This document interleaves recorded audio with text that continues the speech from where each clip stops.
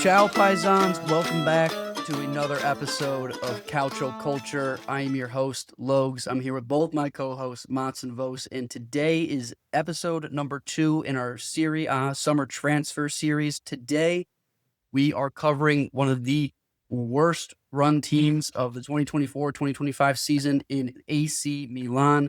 Very excited to go over what we think that this garbage fire, dumpster fire of a team is going to do in this next Scudetto run.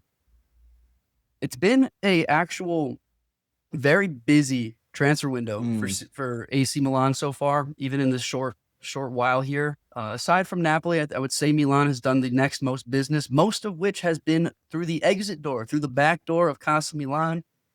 We have seen Tijjani Reijnders unfortunately leave us after 2 phenomenal seasons. We'll wish this man ever the best. Leaving us to Man City, 55 million plus add-ons out the door. A little cha-ching, a little cash in the bag for AC Milan. And another big name to take the walk is Theo Hernández, going to the Saudi League, Al Hilal, 25 million, a little less than what I think we should have gotten for him. But in any case, that saga is over after 6 great seasons. Thank you, Theo. I know that we left you out to dry on the way out. You were not happy about it. So be it. We move on. A couple other names that have left the door. Camarda, Francesco Camarda, 17 years old, on technically essentially a loan, but we sold him with a buyback that we're going to buy him back next at the end of the season. He goes to Lecce, hopefully get some playing time on the pitch. Luka Modric contract expired. Davide Calabria, after being loaned to Bologna for the second half last season, his contract expired. We are done with him, thank the Lord. And unfortunately, Tammy Abraham, loaned over back to Roma. He has since left Roma. But in any case, he will be missed. A lot of news there, guys. A lot of news. What do you think? 98 million in the door, which I think is definitely positive. It kind of is tough that you did lose these players. But with the Reijnders one especially, it really has set the stage for where the club is at. They're not capable of keeping their best players. This happened with Tonali before. It's now happened with the Reijnders. So I think it's a little bit of a hard reset on maybe from a fan base what we can expect from Milan, which is a little bit difficult. But Mats, what you were saying before we hopped on here, I think is really the key to all of this. That I don't know how to feel about this team. Yes, there's I no think that is here. it. Before, really quick, I think the Reijnders thing is a little different in terms of compared to Tonali. They couldn't keep Reijnders because they missed the Champions League. So in order for them to kind of bolster the team, they had to sacrifice him. Tonali, I don't think he wanted to stay. It was more of the ownership or the club saying, let's cash in on him and then buy other players. But not a good theme, that being 2 out of the last 3 seasons, Milan's best player has been, or one of their best players have left the door. So. Yeah, and then if you go back, like even in that area, like you're talking about other best players not even being sold, losing out on a free. Gigi Donnarumma and Kessié, the 2 immediate guys that come to mind that had huge price tags, and the Milan they just fucked it up. Like they fucked it up and they lost him for free. Yeah, but yeah. So going back to what you said in terms of the direction, that's what I currently I'm not seeing any direction. The one thing that I will say has some direction is they did what this podcast echoed every single week we got on here, and we said you got to make a decision, Leao or Theo. Pick one of them. You cannot have them both anymore. They made that decision. They sold Theo to 25 million, like Logue said. So at least they made a decision there. There's some direction with, hey, Leao is the guy we're going with for the future. Then they got Allegri, who we've seen been able to take teams that kind of don't have all that talent and somehow finish top 4, right? He did that with Juventus in his second run. So they're trying to move in a specific direction, it looks like, but it's still hard to find what that direction is. Yeah, and when we go into talking about here who they did bring in, I think one thing that is difficult when we talk about Milan, and I think everybody's probably in the same boat, is so much went wrong last year, but then when you look at the core, there's still so much good there. You have a front 3 right now of Leao, Jimenez, and Pulisic. And of those, like Jimenez is really the only kind of question mark. But I think for the most part, people say there's a player somewhere in there. He just hasn't shown that yet. Now the midfield group, even last year, was pretty good. I mean, you have Fofana, you brought in Bondo, Ruben Loftus-Cheek is going to be 100% healthy. Benacer's back. It's going to be question marks around him. But then they brought in 2 more players that we're going to talk about. And then once you get to the back line, that's really the disaster area because they don't have a left back. They don't really have a right back. They kind of have one good center back, maybe. So that's the scary area. So I think that kind of sets the stage for this actual conversation about who they brought in and what else they really need to do because it's a weird situation. Very weird, very unsteady still, I would say. The one promising thing that I've noticed in this, in these last 2 months is the fact that I believe that Max Allegri and Tare are on the same page in terms of where they want to go. How they publicize that, not so much. So I don't know what kind of formation we'll be working with on day one coming up here in a couple of weeks. But again, I think the biggest point, what Mats brought up, is that we are going full steam ahead with Leao. We put a huge price tag on him for the teams that had come after us for him. I think Bayern was certainly interested, but we said 125 million or nothing. And that certainly scared a lot of other teams away. So looking at what we've done to bring in so far, it certainly seems like we're following in the steps that, as we covered in the last episode, Napoli have taken. And number one, bringing in a lot of experience, bringing in a lot of past talent, as well as bolstering an area that we've already excelled in. Bolstering an area that we might not necessarily had been too concerned with coming into this summer, and that we've now brought in officially Luka Modrić, 39 years old, Real Madrid legend, Ballon d'Or winner, to come in and be the maestro of this midfield. I think that this pickup is huge. It's immense.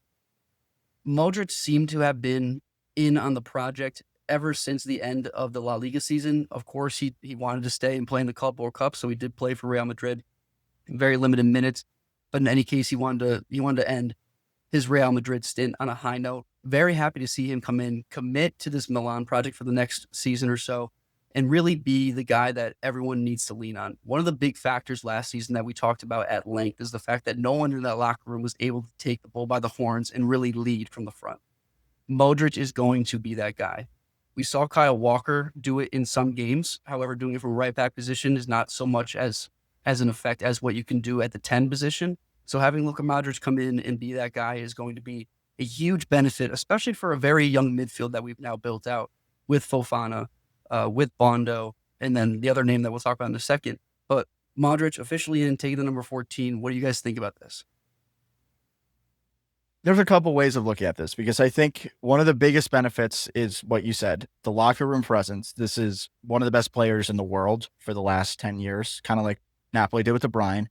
Ballon d'Or winner, has won the Champions League, has won La Liga, has been to World Cup finals. That presence is going to be life-changing in practice, in the locker room, off the field, all that sort of stuff. What I'm particularly worried about is how he fits into an Allegri system. Because Allegri's midfield in Juventus too, this last time, there was no place for Luka Modric in that midfield. You kind of just need legs. We're going to be a counterattacking team, which Modric has been a part of counterattacking teams, but not in that covered a lot of ground on the field kind of sense. So I'm a little bit worried there. The more I look at this team, the more I hope that Allegri is doing a 4-3-3 or 4-2-3-1, because I think that's really the core of it. And we're not going to know until preseason starts what that actually looks like. And then the third part of this, in which is I think part of the reason why Modric did end up choosing Milan, 1 game a week. Modric can play 1 game a week right now. He struggled fitness-wise because they had so many games. But on 1 game a week, he can game plan. He's a core guy that's going to command the pitch. When you're going to have a lot of the ball, you're going to see a heavy, heavy reliance on Modric, kind of like what they had with Reijnders last year. I think in a lot of ways, the best part of Reijnders were the best part of Modric. So I think there is some similarities there, and they needed to replace that. So I think this is a good guy to replace it. But again, my biggest concern is how Allegri uses him, because I'm not sure what Allegri is going to do, and it could be a problem. I think those are valid points, especially with the way that we saw Allegri set up the last time he was a manager at Juventus, and it was very, very defensive, almost too defensive. So you definitely don't want a guy like Modric, who's 39, that close to your own goal all the time, especially when he thrives in possession. We know Allegri doesn't always play possession style football. With that said, I said it time and time again last season. Just like I echoed in the beginning part that they needed to choose between Leao and Theo. And I think I said that they also needed a true out-and-out leader in the locker room on the pitch. I said that for a lot of clubs in the Serie A this past season, and that is what Luka Modrić is at the very least. Even if he's not on the pitch, he is leading the guys. He is rallying the troops. He's giving them someone to go to answer questions, to just show them that I've been here. I know what I'm doing. And that is, they needed to do that as well. Those were the two things, bare minimum, they needed to address in the summer for me. Is they needed a lot more, obviously, but those were the top two issues. Leao or Theo, who's going to be the leader? So they have at least addressed those issues. How he fits in the system, how much he plays, things like that, that will be seen when the season starts. But they, at the very minimum, they got their leader in Luka Modrić, who's been there and who's done that. I think from a tactics perspective, where Modric fits in the best and where I think the main difference he's going to make is, and again, he does not have the legs that you need in an Allegri midfield. I do agree with that.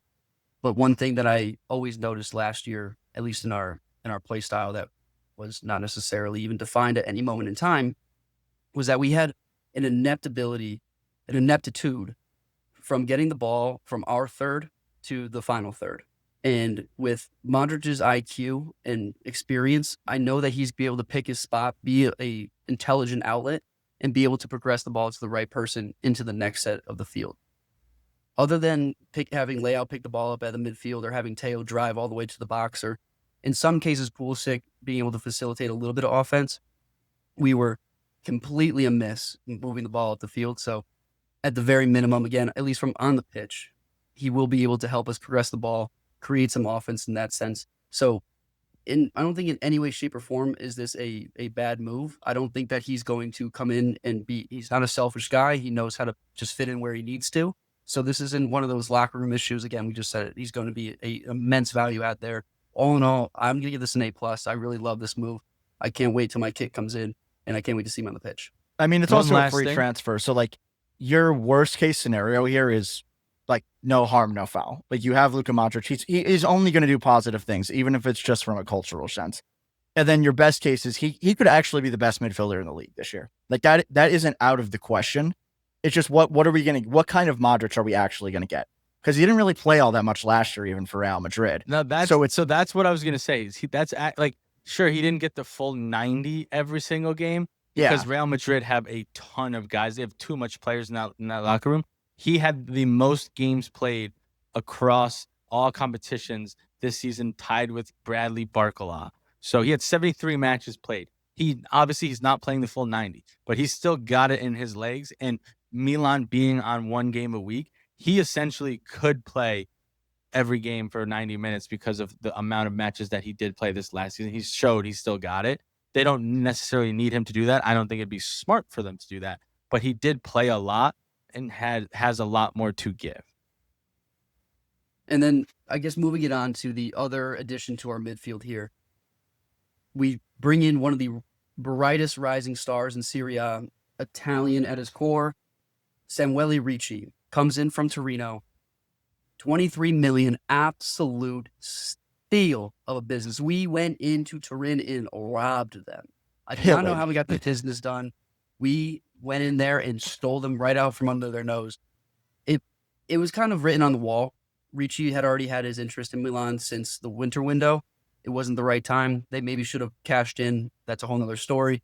But in any case, business done, 23 million in. We got our new holding midfielder. Very different play style than what we bring in with Modric. But again, giving us a little bit of optionality when it comes to what Allegri wants to do going into next season. Where I see this is if you have Ricci, Fofana, Bondo, even Benacer, even Modric is floating around, this is a very stout midfield. Ton of legs, ton of energy, great vision on the field, and an ability to keep that energy throughout the 90 minutes. I think this is an unreal buy. I've had my eyes on him ever since the beginning of last season. I think the entire league has. Certainly Spalletti had his eyes on him, bringing him up to the Italian national team. So this was an unreal buy. Bolster the midfield. Young guy, Italian. This was an unbelievable move from my perspective. Yeah, before we talk about kind of like the midfield as a whole, let's talk about this particular signing. This is a great signing. I'm a part-time Torino fan, so this is terrible that this happened. They absolutely fucked it. 23 million for this guy is a steal. The other thing with this that I really like that I think a lot of people are forgetting about Ricci is he was the captain of Torino at such a young age. So you're bringing in a guy that is probably going to be one of your on-field generals, going to be your off-field like culture kind of guy, because people aren't just handed captaincies, especially at this young age. So you're getting a guy that clearly is somebody that's going to contribute to the culture. So that's one piece that I really like. The other piece of this that I think is extremely important that I was echoing all season last year, they didn't really have a guy that can be your deep lying number 6 playmaker. And Fofana was kind of pigeonholed into that position. And I think last season it kind of exposed why Fofana's actually not great at that position. And maybe his best attribute is more of like a ball carrier and a busy 8, where Ricci is more your slow playing, ball handling, deep line playmaker, whatever you want to call it. You might call that your regista. And I think where this benefits the team a tremendous amount is Pavlovic and whoever the other center backs are, who are terrible on the ball, now have somebody to give it to develop play from there. And that kind of frees up all of your other players to go do other things. Because Ricci's best trait is being that build-up guy. And we saw that all season at Torino. He would drop between the center backs. So this brings a player to the team that they haven't had since Benacer was at his best. Benacer at his peak was kind of this player in a lot of ways, but I think Ricci has probably a higher ceiling than Benacer ever had. Love the Italian piece of it. Love the captaincy piece of this as well. So the fact that they got this done for 23 million is ridiculous. And this is probably going to be your core midfielder for the next 10 years. Yeah, I echo everything that Bose just said. I agree. It lets Fofana maybe stretch his legs more, gives Allegri more flexibility. Ricci is one of the best midfielders in the league and is going to be that for the next 10 to 15 years. They bought him on a cheap. I don't understand how they bought him this cheap. Great bit of business by Milan here. Mats, tell me this. You watched obviously very closely Allegri's 2.0 at Juve, and what I'm hoping that Ricci gets out of this experience in this next season, again, we don't have a lot of competitions to play for. We're only running for the Scudetto, really. So he has a lot of time to absorb a lot of experience around him, not only from Modric, not only from Benacer, but hopefully he gets a little bit more playing time for the Italian national team, playing with Tonali, playing with Ravella, playing with Barella. What do you think Allegri can do for him in terms of his progression as a player? I hope that he's not at his peak and that the peak of his abilities hasn't been what we saw last season at Torino. But given the talents that Juve had at the same time with Allegri, Fagioli, Locatelli, I would compare him very heavily to Locatelli. Moretti, all these Italian midfielders. What do you think Allegri is going to get out of this guy? Well, before I answer those, what were you giggling about it? I'm worried about the Allegri thing because I think this is probably in Allegri's mind. He is viewing Ricci as like his Locatelli at Juve. And I think we all kind of agreed Locatelli was not great under Allegri at Juve. And that's when I think the biggest question marks were around him because he was sort of pigeonholed into being a more defensive player. And Ricci is kind of automatically going to default to that because of where he plays on the field. So I am worried about that. I think a lot of that is going to be formation. I think Ricci in a midfield 2 is probably not my preferred guy. I think the best midfield 2 is Fofana and Ruben Loftus-Cheek, day 1. So a little bit worrying there. In a midfield 3, it makes a lot more sense. And Allegri did have success in creating one of the best midfields the league has ever seen in Marchisio, Pogba, Pirlo, and Vidal, and managed to get the best out of all of those guys. So he does have that creativity and the malleability to change formation, but he's getting older. People get more stubborn when they get older, and I don't know what this is going to be week 1. So that's kind of my Allegri take on this. I think that Locatelli had little different attributes than Ricci does. Locatelli, not that Ricci's not good going further up the pitch and isn't good in the final third. Locatelli has that skill set to him, which I think that is what made Locatelli kind of get worse in his career under Allegri because he was so far away from goal, while Ricci's normally there. So one thing that I can say that Ricci will get better at under Allegri is going to be his defensive positioning and his reading of the game, because that's just what you guys are going to be doing. But what I would say is that, like, you have to play a midfield 3 at this point. You can't be doing a 2 midfield with who you brought in, with Modric and Ricci, having Fofana, having Loftus-Cheek, and you're also linked to another midfielder as well. which you guys very much want because you keep pushing for it, and Club Brugge is kind of not letting you guys have him. But you have to go midfield 3 here, and I think the benefit there would be the fluidity that they can have with a Modric, a Ricci, and a Fofana in that lineup, or you have the dominant, the Rabiot role of the Loftus-Cheek with the Modric and Ricci that can play off of each other. So I really think that the midfield that you guys have has a lot of balance there, which Allegri will be able to utilize very strongly. And listen, Allegri he gets people better. Like I know it was a joke how I said his defensive aspects will get better. But they 100% will. That and his reading of the game will get better under Allegri as well. So I really like the balance that you guys have in the midfield. I do think that there's a little too many mouths to feed, and you got to ship some guys out of there, especially if you do get the main target you guys have. But the flexibility and the different players that Allegri will have at his disposal, I think will be beneficial to Milan and Samuele Ricci.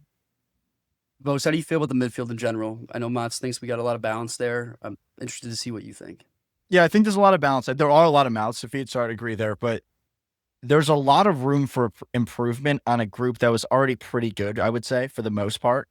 And the bigger question is how they're going to balance that midfield. Because for me, Ruben Loftus-Cheek was out for most of last year. And in the year before, he was one of the best players on Milan. The peak Ruben Loftus-Cheek, he could be the key to getting this midfield right all season, especially if Modric isn't a starting 11 every game kind of guy. He is essentially your creative force as of right now. He's probably the most creative player in that midfield group. But not to cut you off, he was very good in the number 10 position under Pioli, and Allegri's not playing that. He's not playing the 4-2-3-1 type. Yeah, but even if you play a 3, presumably Ricci is your deep player, Fofana's your box-to-box 8. Ruben Loftus-Cheek is also kind of a box-to-box 8 in that situation, but he's probably your furthest player up the field from a creativity standpoint. I think it's shaping out to be a lot like the Napoli midfield from last year, right? Because you had your Labaka, Billy Gilmore holding, and then you had 2 very energetic box-to-box 8s in McTominay and in Zambo. It's seeming to be that could be a really good recipe for success, just given the fact of they're not 1-for-1, but Zambo, Fofana resemble each other, I would say, a little bit. McTominay and Ruben Loftus-Cheek, when Loftus-Cheek is playing at his best, resembles that McTominay getting forward, wants to score goals, but also gets back and plays defense. And then Labaka and Ricci with that holding, a little bit of a calmness to him.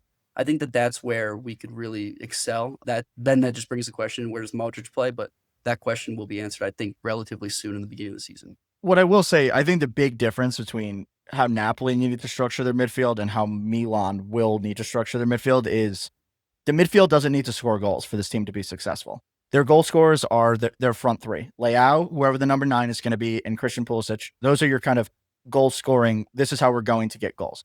The rest of the team is just there to facilitate and defend, basically.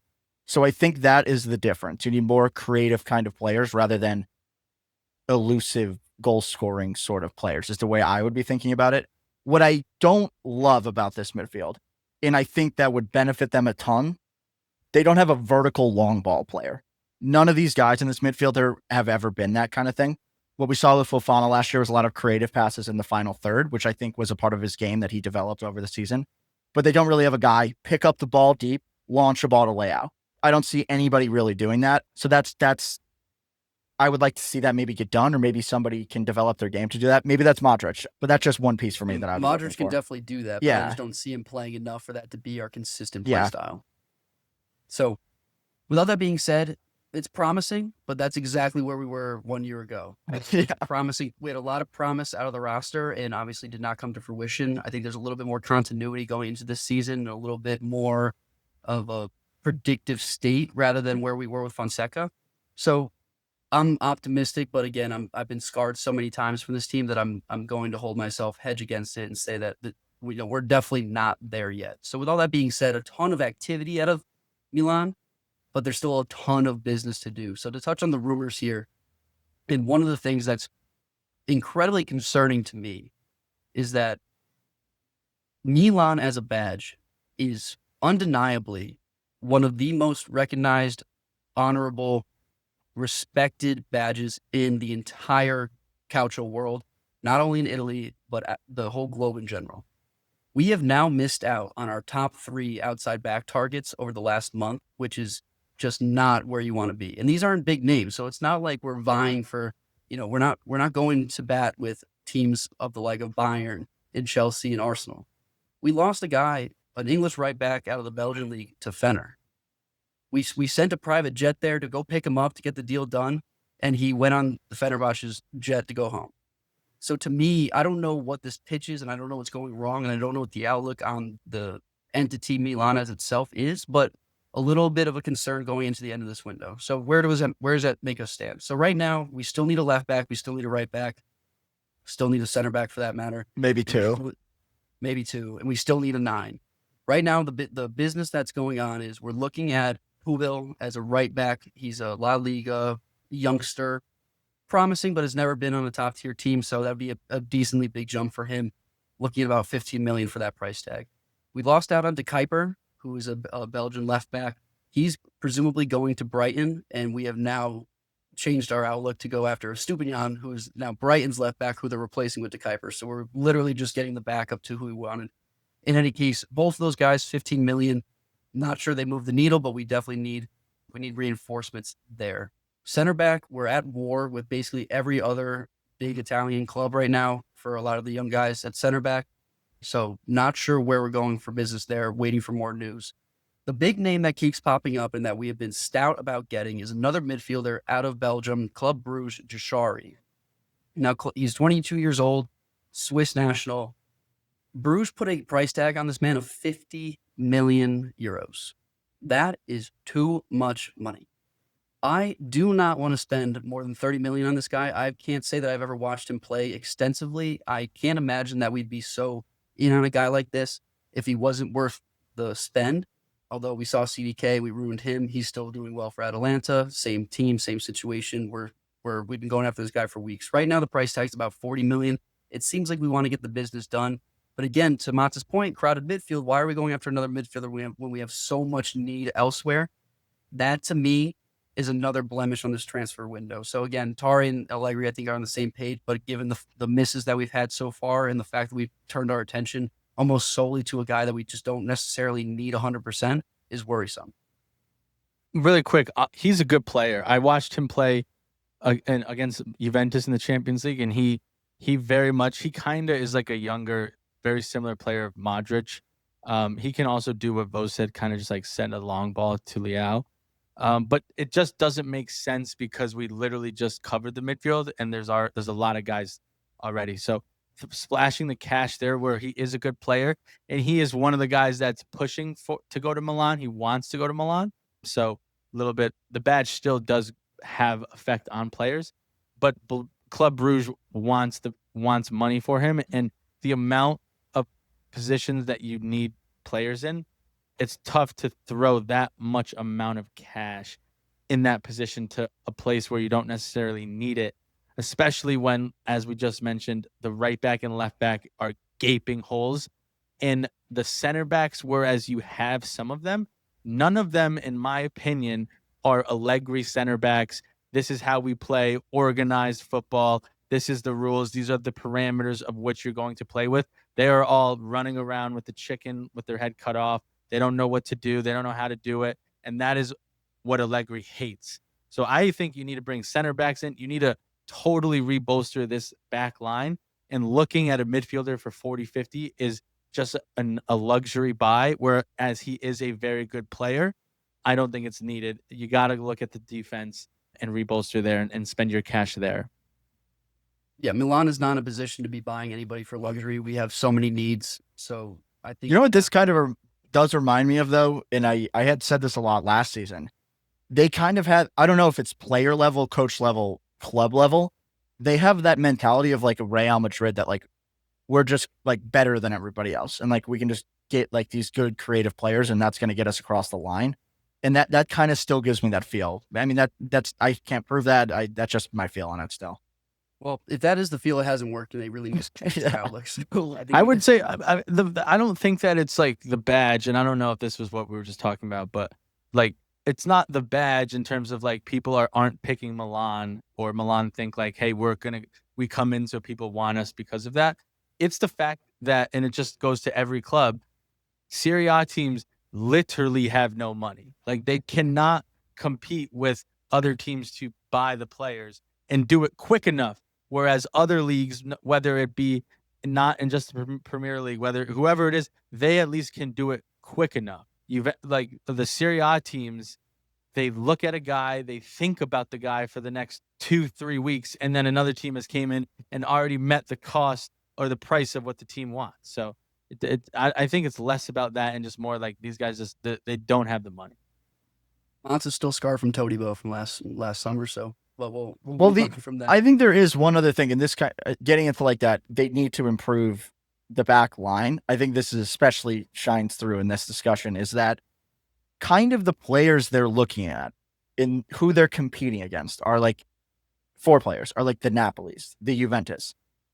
What does Milan have to sell these players now? Because when we look at who should they be in the market for, right?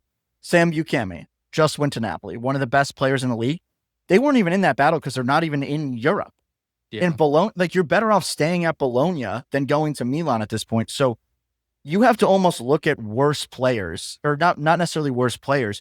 You have to look further down the table and try to peel players off of like maybe Club the Brugge, Parmas, maybe the Genoas. Yeah, but you're not even. Are they going to be able to cough it up? Like, can't get to like a Lukumi. That should have been the first thing they did at the beginning of this transfer window. For Lukumi, why would you go to Milan? You're in the Europa League with Bologna. You just won the Coppa Italia. You're probably in a better position to get top 4. So they have to change who they're even looking for. And they're in a different tier when players are looking to go there and they're competing. They have less to sell even at Milan. And I think that puts them in such a difficult situation because they still think they're this massive club, and there's question marks. Are you? You finished in 8th place last year and it was fucking terrible. So I think that creates a whole nother level to this that makes it so difficult, especially I think in the back line position where center backs right now, I think, are being sold for premiums that they had never have in the past. And people are recognizing how important it is to get that right. And there's also not a lot of great center backs out there. Yeah, I'd even say I agree with that. But like the people that they're not linked to enough guys. Like, you need players, and we're halfway into July. There's not another month and a half of the transfer market, or month and a half of the transfer market, and you're not. It takes these Italian clubs, the Juventus, Milan's, 2 to 3 weeks to buy the guy. You got to get linked with him to then have negotiations. They're not even linked with players either. So I agree, they got to maybe look at some lower level clubs that players are ready to take the jump. And and Juventus is in the same boat as Milan here. What they both need to do is they need to do a better job, which they've never had to do because they've had the badge recognition or the players wanting to go there or the Champions League games, is they need to find players ready to take the next step. And those are gambles. And a lot of times what we've seen is they've missed on those gambles, and then it sets them back 2, 3, 4, 5 years, even less in terms of like being less off than where they are now. So, and even like, I think both of these kind of feed into the point that I'm trying to make is, I think the best example of that, like when you look at a whiff like Kalulu, now a year out from, it's so insane that they got rid of him because you're looking at a right back. He would have been your best right back, and he probably would have also been your best right center back at this point. And it's just like, who do you think you are that like you can get rid of him? And you only sold him for 14 million. And every right back that you're looking at, people want 20 million or 25 million. So you had a very, very good solution there at a cheap cost that you gave away for like you didn't ask enough money, and now you got to cough up more money to replace him. Well, just to round this all out, because I think that Vosa's point of you need to start looking down the table is 100% correct given our situation. But I think one place where we're doing that, where we have whiffed a ton of times in the past, is at the 9. And not so much at the bottom of the table, but maybe the bottom of the depth chart, and a lot of guys that have been written off. So where we have been linked at the 9 are the likes of Dusan Vlahovic, Rasmus Højlund out of out of Manchester United, and Victor Boniface out of Leverkusen. So we definitely need a 9. We are very, very thin there. Let me let me just outline this. So we have Santi Jimenez, and then everybody else that you saw play at the 9 for Milan last year is gone. Tammy Abraham, gone. Luka Jović, gone. Even Francesco Camarda, who had a couple of stints, gone. Why? Like, that doesn't make 9. any sense. We need a 9. I get it. Milan's on 1 game a week. Play him. It doesn't make any sense. What I'm fine with him going to Lecce, but we need a 9. This might be a ice cold take. They don't need a starting 9. I think you have to give Santi Jimenez the full season. You spent the money on him. He was very successful at Feyenoord. I have a lot of question marks around him. I don't think he's ever going to be an elite number 9, but I think he can get you through this season. What I would probably try to do was keep Jović. Jović was great last year. I don't understand the purpose of that. The other guy that is 100% available is Marko Arnautovic. 2 free guys, going to be cheap. If they're only playing a couple games this year, that makes sense. But you have to give Santi Jimenez that platform and kind of like the backing of him to have confidence and go take the bull by the horns this season and be that guy. The other thing about this, there's 2 guys that we have talked about on here. Roberto Piccoli just signed for Cagliari for 12 million euros. Probably a better solution for 12 mil. And then the other guy is our boy on Genoa. He probably wouldn't cost all that much, and I'm spacing out on his name. Pinamonti. Pinamonti. Like, there's guys like that you can get a little bit cheaper, and this is what I mean about you need to change your mindset about where you're at as a club. You're not going to get all the sexy names anymore, so you got to get creative. Totally agree. And I like your take on Santi because we've done this in the past, and we saw with CDKs especially. Give the guy some time. Now we have time, right? Because we already suck. We already terrible. So we actually have a season here where you can make a very marginal improvement and give this guy some time. We saw what he could do at Feyenoord, and I think he's a very big confidence guy, as most 9s are. So we need to give him the momentum, and I totally agree. We need to give him the backing because even when he plays for Mexico, he's playing behind the other Jimenez, and so it's not like he's getting anywhere else a source of confidence. So 1 game a week here, ton of training. Need to hone in on that skill and build off the fact that he's a phenomenal finisher. There's no doubt about that his left foot is unreal. But we need to get him in the right spots. He needs to get his mindset right. So to your point, though, we do need a backup 9. I don't think Dusan's the answer. I don't think Højlund's the answer. Those 2 guys are going to be way too much, both from a salary perspective and a ticket perspective. But I would. And they're love both to see just not good. As you've seen, but maybe they just need a new start. We don't know. But in any case, Milan, very uncertain, slight positivity going into the season. That's where I'll leave it. One other guy I'm just thinking about now is like Colombo and like those kind of guys. Like Colombo's bad. I know, but as your backup 9, like he played a full season last year. They just keep shooting themselves in the foot. Like you need a number 1, number 9, but then you need to keep these guys. Like even though they're not the best player, you can't just cash out on them. We should get Shea Adams.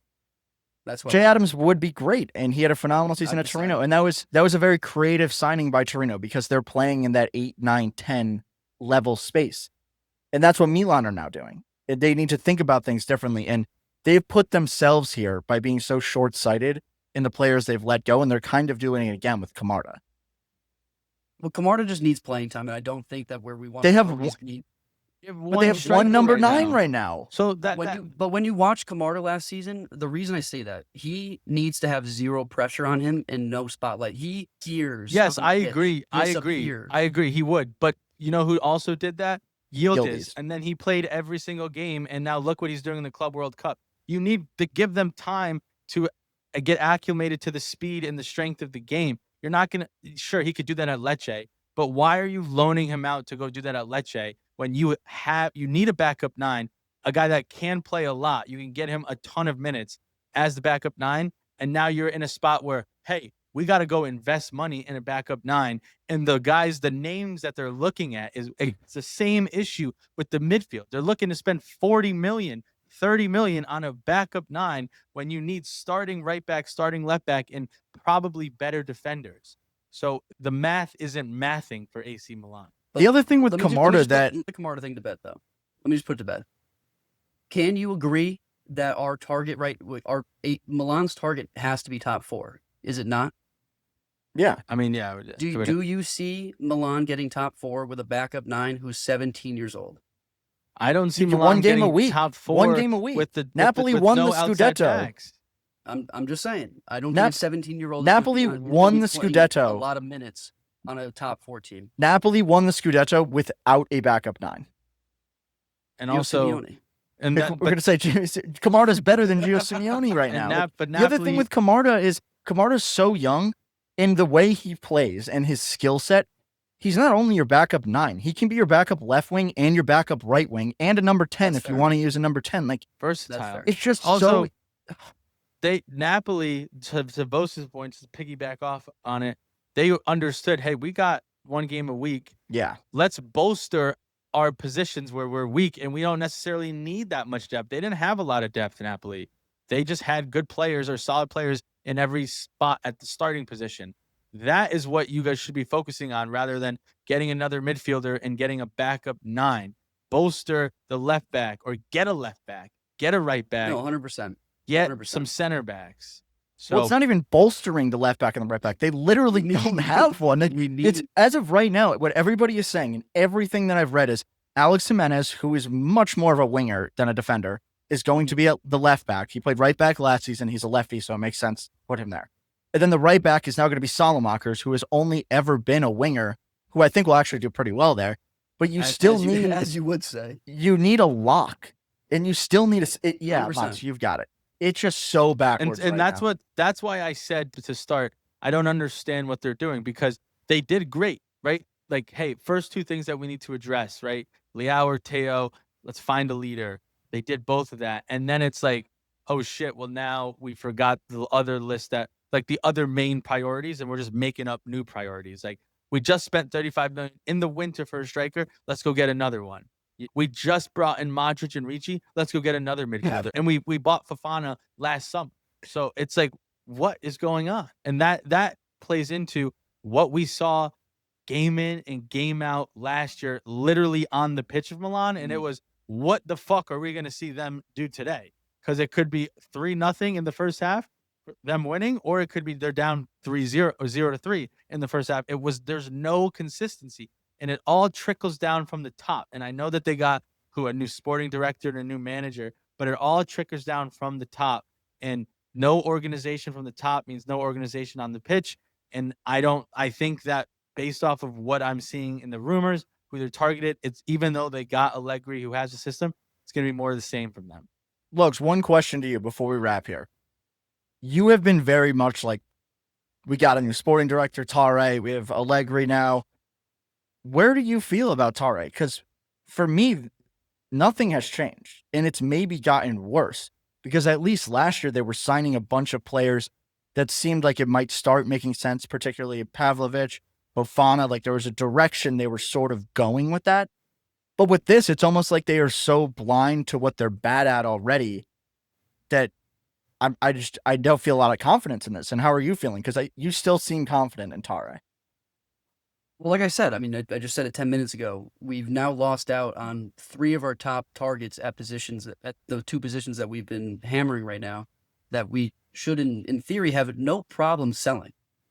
It wasn't that we didn't get the deal done with the teams, although Guela Doué was just too expensive. Although, if you like the guy, just go get him. It's a difference of 5 million euros. Like I'm still sick of the nitty-picky spending differences here, but like I said, it's shaky at the moment in terms of what our value prop is. And so I would like to see some movement going forward. But at the moment, it also seems like we're so tunnel vision, so blinders on Jashari that we have no idea what's going on around the rest of the market. And so it happened with the CDK market. We got so locked in on trying to get CDK for the entire summer. It took a full 2 months, and everything else around it kind of just fell to shit. So if this continues, again, like I said, I don't know a lot about what Tari's done. Aside, he had a long stint at Lazio and had a couple of good buys there. As of right now, it's not looking too green on this side of the fence. But I have to think that based on what I've seen in terms of Tari and Allegri's conversations, I think that they have a plan. But we also said it at the beginning of the episode, we don't know what Allegri's going to do. So it's a chicken and the egg conversation. It's like, okay, do we bring in players and have Allegri move around that? Or does Allegri make up his mind and then we go buy players to do that? we're trying to do everything at the same time, which is the unfortunate situation that we've been in, given the manager turnover and the player management turnover. Again, I've done this time and time again on the pod, and I said I wasn't going to do it this season, but here I am. I just don't want to sit through another season of dread. And so I'm trying to be positive. I'm trying to look a little bit to the upside. As of right now, there's not a whole ton to be excited about aside from my Modric kit. Ricci too. I'll say this: you're gonna sit through dreadful soccer on the pitch with Allegri being the manager. So get ready for that. And one thing on the point you were just making, even, do we buy players for Allegri or do we buy players because we like them? Regardless of that, you just need to buy center backs and you need to buy outside backs. So that should just be taken out of the discussion altogether. It doesn't change what you need and what your weakness is. I mean, and for them, we are trying to buy outside backs. Let's not forget that we are trying. We're not doing it. We suck. We're terrible. I think that's not necessarily on Milan per se, as I mentioned earlier. It's just Italian teams in general. And I know that we've talked about this like a ton, but they started off so well, Milan. Got the new sporting director, got Allegri, made the decision on Leao. He's 100 million. Let's get Modric. Let's get Ricci. And then it's just like, since the Club World Cup, since like everyone's known that Modric was going to come since the Club World Cup, and they basically were like, we cannot make any moves until Modric gets his jersey. There's been nothing since then. Like, you know what I mean? Like, they were doing things. They were making moves. Club World Cup starts. They're like, listen, Modric, people don't think it's true. We got to wait for Modric to come, hold his jersey. Now let's go again. Like, you just wasted so much time. So we'll see. I mean, still a month and a half left. I would like to get everything done before the season starts, but as we've seen in the past, that doesn't necessarily happen. So time will tell. I'm gonna be a blind optimist, as I always am, even though I said I wasn't gonna be. And hopefully Milan comes back and truly fights for the top four. So with that being said, I will have to say, I want to just wrap on this. Having this discussion, this is just so reminiscent of every podcast we did last year when we talked about Milan. It is the same exact thing, and I cannot wait for the next season. It's going to be more the same next summer, so can't wait. Can't wait. Paisans, listen, let us know what you think. There's a lot to talk about with this Milan team, and there's a lot of different directions they can go. I just hope that they go down the right path. But let us know. Comment, subscribe on all the socials. You know where to go. You keep following us. Continue. Sell it to your friends. Tell your family at the dinner table, at the office, whatever you got to do. We will take the support. You know where we are. X, Instagram, YouTube, TikTok, at Calcio Culture FC, and on all your streaming sites, Apple Pods and Spotify. With that being said, Forza Milan, Sempre Milan. Mats, take us away. Paisanos, do not be a gagoots, and Forza Calcio Culture.